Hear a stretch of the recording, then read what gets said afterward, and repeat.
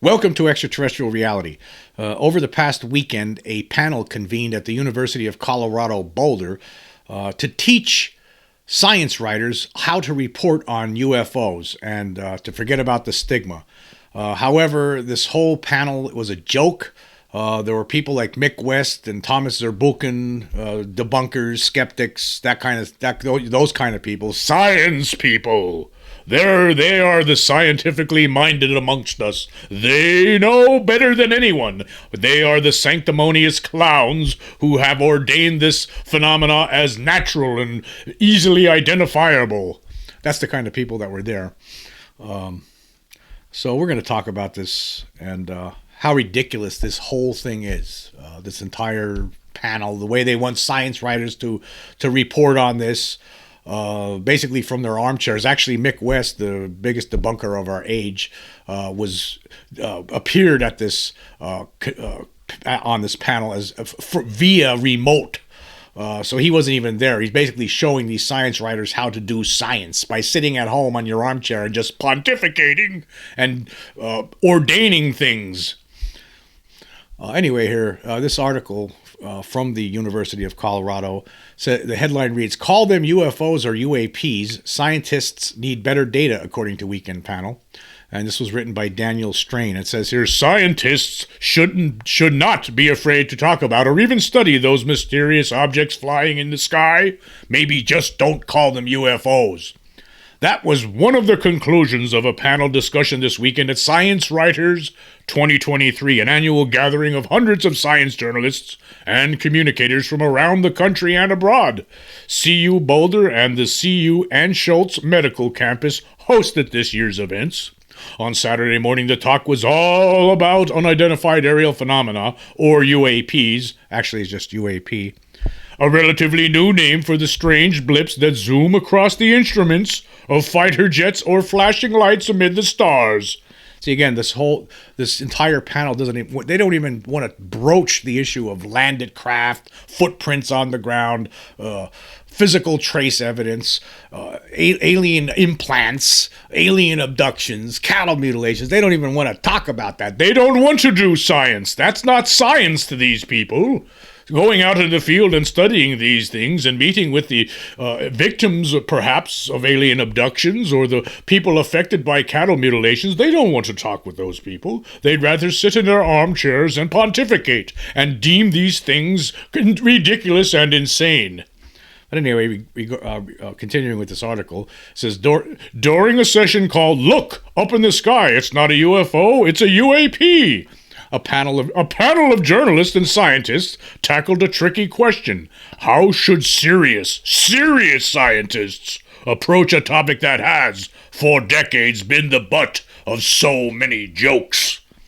CU Boulder's Ian Boyd, director of the Center of National Security Initiatives and professor of the Ann and H.J. Smead Department of Aerospace Engineering Scientists, took part in the panel. The group got the most obvious topic out of the way early. UFOs are almost certainly not alien visitors, said writer and UFO investigator Mick West, who joined the session remotely.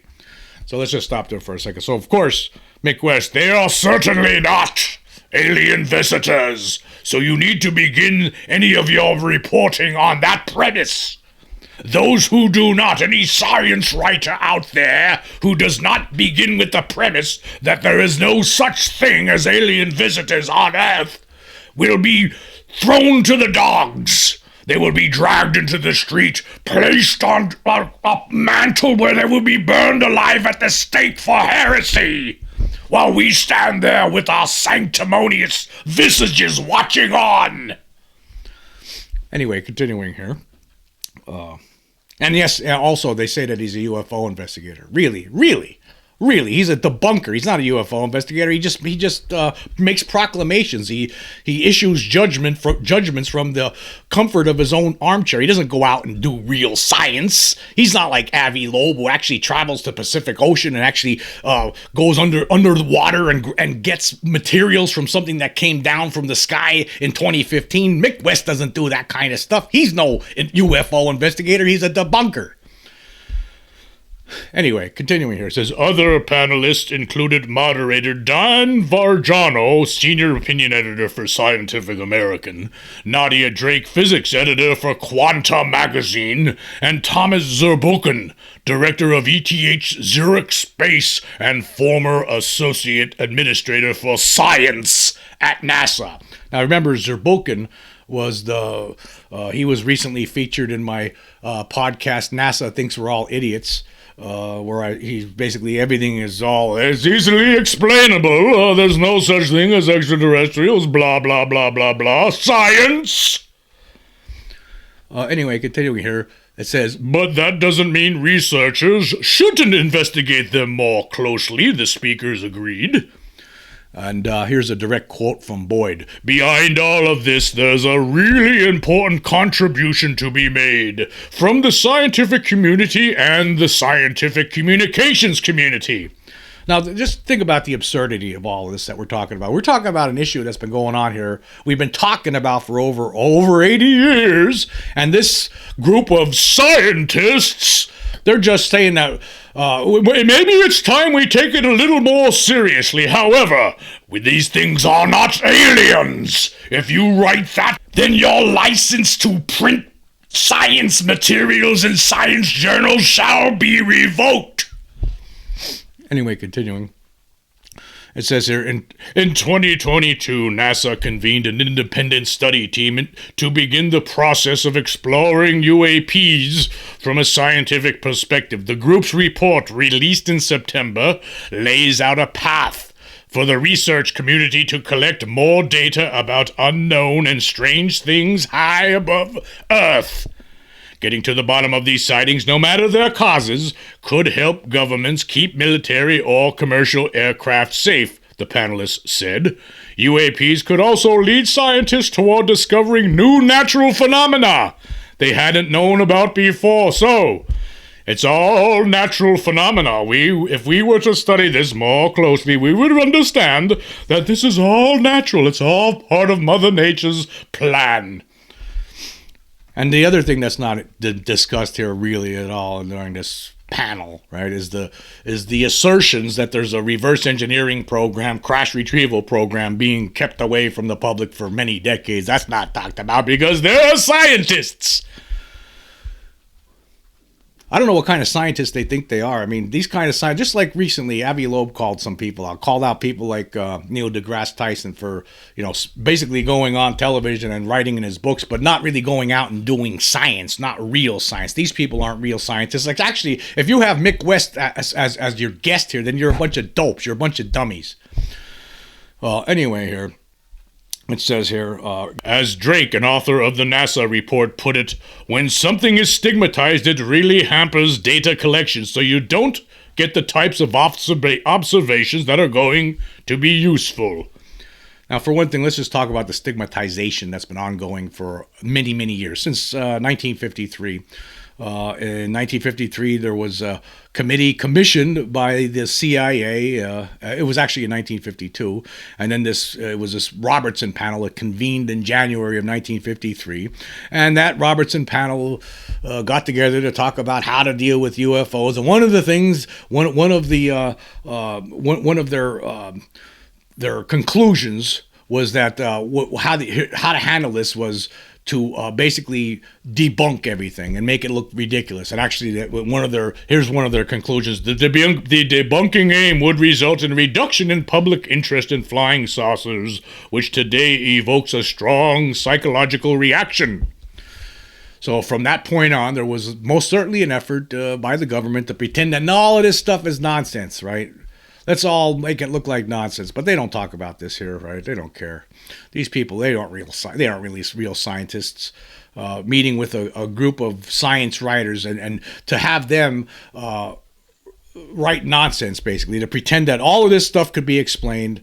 Don't do any research. Don't talk to any scientists who are actually out in the field doing actual research. Don't meet with people who actually had encounters with beings. Pretend that all of that's fake, right? That just sit at your house and just deem the whole thing ridiculous, and then take it from there, just like these people do, Zurbuchen and West.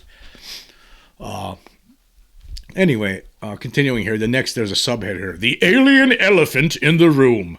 And there are good reasons for collecting data on UAPs, Boyd said. In part, that's because there are a lot of human-made objects flying around in the skies at any moment in time, and governments don't always know what they are. They include drones, high-altitude balloons, and more. He pointed to the case of a Chinese balloon that floated over Alaska and much of the United States in early 2023 before it was ultimately shot down by the United States Air Force. And here's a direct quote from Boyd.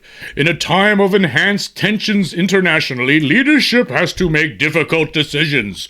Do we shoot this thing down? Do we let it fly over the United States?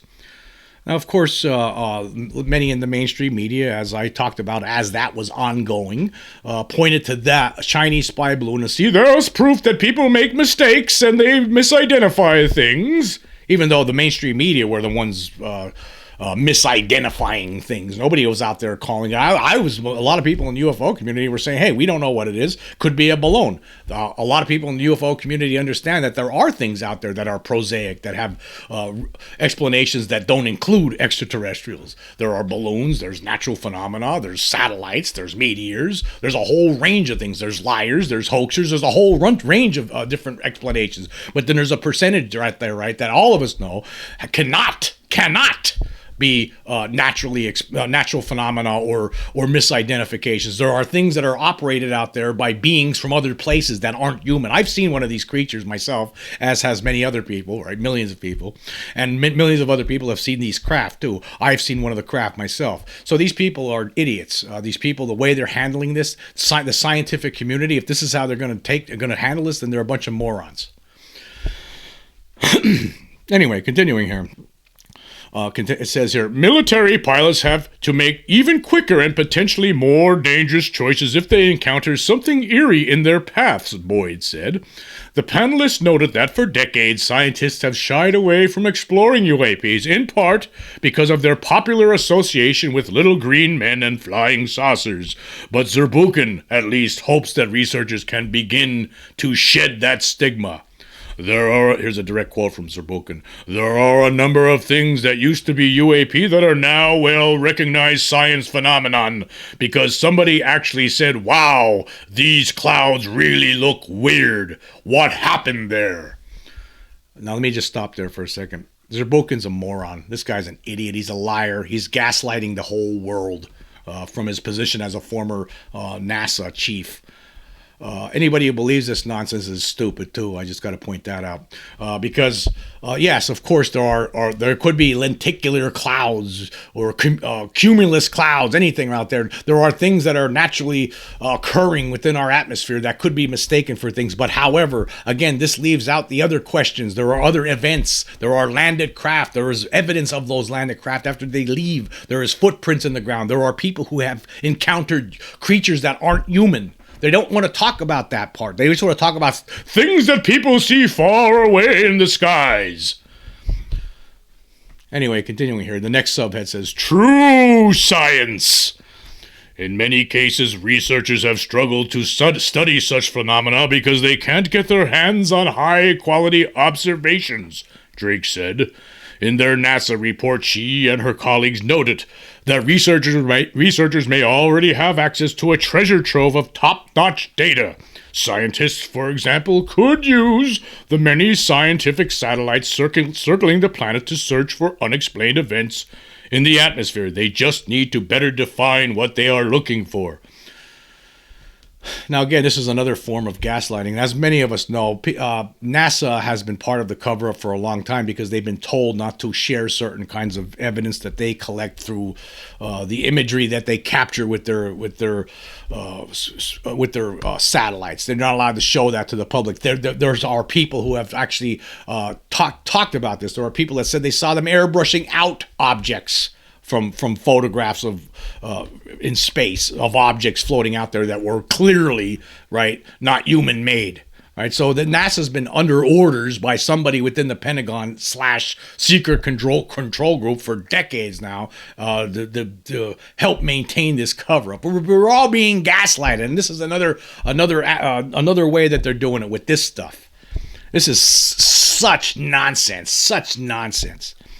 Anyway, here's another quote from Drake. We also suggested some sort of citizen science campaign. So really harnessing the power of all those people with all of those smartphones to come up with a way to make reports, put them into a system, and include metadata that can be really useful for figuring out what something is.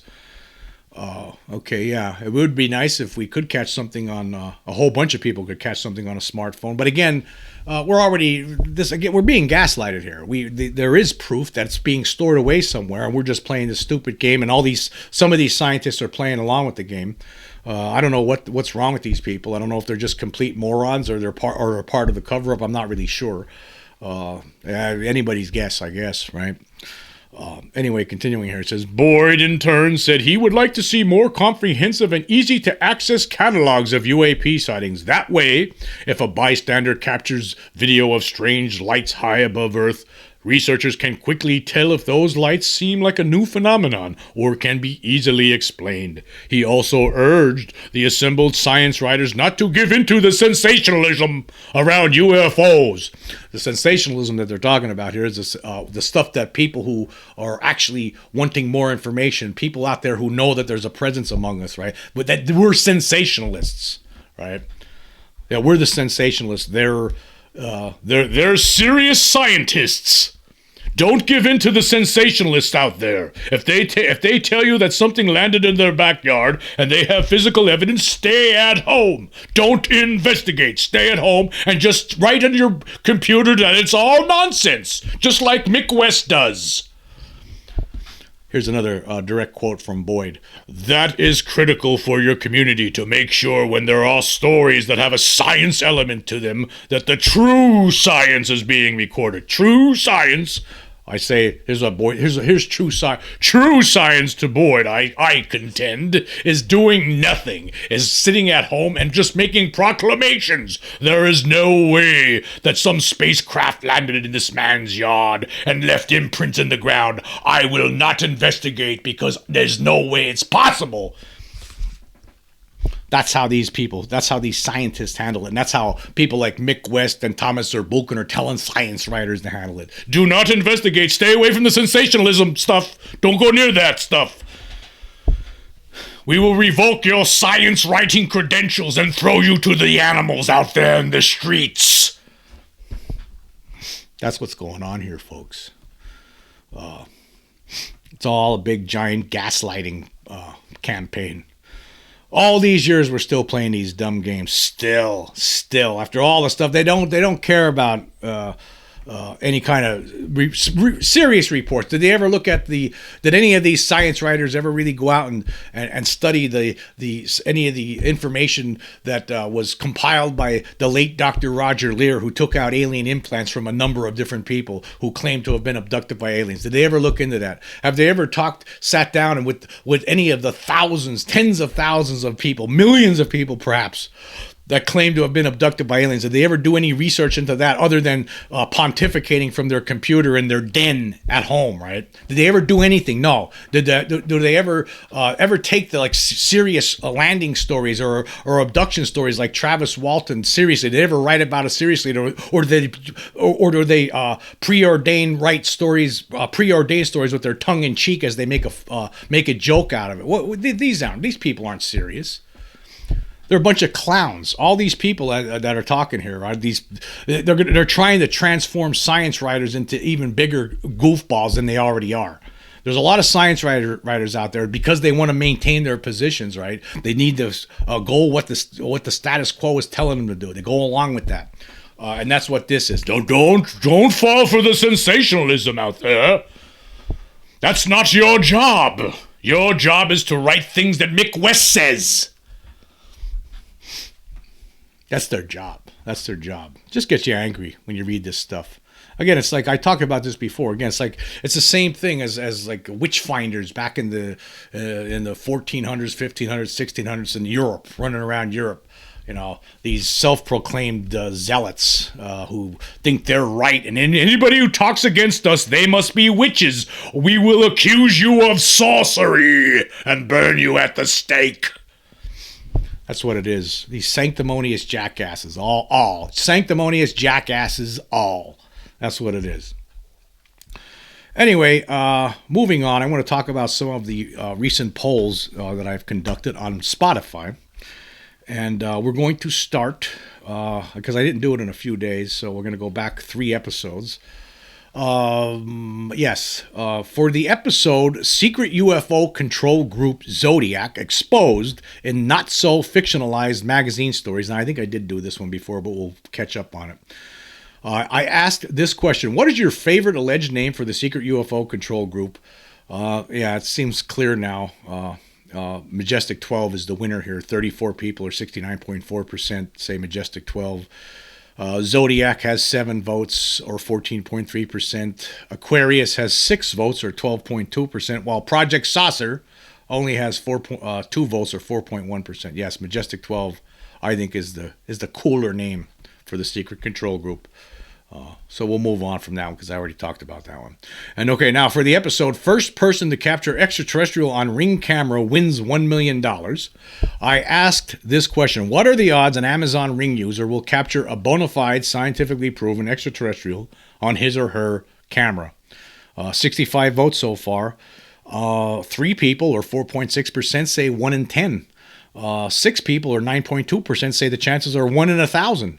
9 people, or 13.8%, say the chances are 1 in a trillion, while 13 people, or 20%, say 1 in a million. And the majority, 34 people, or 52.3%, say 1 in a Googleplex. Yes, 1 in a Googleplex. That's the one I agree with. I don't think it's ever going to happen. It would be an absolute miracle. I don't think, I mean, that's basically suggesting that there's going to be extraterrestrials who really covet their secrecy, and that would suggest that they're going to walk up to somebody's door and look at the camera and wave. I mean, that's absolutely absurd. That's ridiculous. That's not going to happen. It's just not going to happen. So yes, I go with the majority on that one. And then for the most recent episode, meet the aliens plotting to take control of planet Earth. I asked this question: do you believe in David Jacobs' hypothesis that extraterrestrials are plotting to take control of Earth? 53 votes so far with 28 days left. Now, this isn't even 24 hours ago yet, so we got a lot of votes so far. 23 people, or 43.4%, say yes, while 30 people, or 56.6%, say no. So it's pretty close, but the no's are winning right now. So most people do not believe David Jacobs' hypothesis that there's extraterrestrials are planning to take over Earth. Of course, as we all know, Jacobs contends that there's alien hybridization program ongoing. That's the reason for the covert actions of these beings, is because they're engaged in this hybridization program. They take sperm from men, eggs from women. They mix it with some sort of alien DNA, and then they keep they create alien hybrids. And now, according to Jacobs, he believes that there are some beings among us. He calls them hybrids. They're beyond hybrids, according to Jacobs, because they look just like human beings, that they're sprinkled out all across this globe somewhere, interacting with us. For what purpose we don't know, but that's his hypothesis. But right now it's a close call. What do I say? Do I believe in his hypothesis? I don't want to believe in it. I guess I should have had one I don't know, because I don't know. I just don't know. It could be, maybe. I should have had a maybe in there, I think. Yeah, I should have put a maybe in there, because I think I would probably say maybe, because I can't say yes and I can't say no, because I just don't know. He's done research on this, and they were his conclusions. I find it fantastic. I mean, the idea that living among us right now are beings who look just like us, look like humans. They could be anybody. And it's hard to wrap my mind around that, so I have trouble with it myself. So I don't know. I'd have to go with maybe, I think. I have to go with maybe on that one. Too bad I didn't put the maybe in there. Sorry about that. Because I'm sure some of you probably feel the same way. It's too hard to grasp, but at the same time, when you read his books, he makes it sound believable. And he's done the research. When you put all the commentary he's received, all of the information he's received from people who are apparently abducted by extraterrestrials, and he puts all that information that they've culled from during their abduction experiences. You put it all together and it paints a picture that says that that's what's happening, that there is a hybridization program, and that at some point in the future there's going to be a change. I don't like that idea. I don't want that to be true. But if it is, I think there's nothing we can do about it. And that's the other part of this. But again, getting back to what we were talking about earlier, these are the kind of things more scientists needed to be investigating. Not just people like John Mack or Bud Hopkins or David Jacobs, right? That's basically the people right there. There's not a lot of people who really have dove deep into alien abductions, which is a shame. I mean, you would think that more people would be looking at this, but they don't.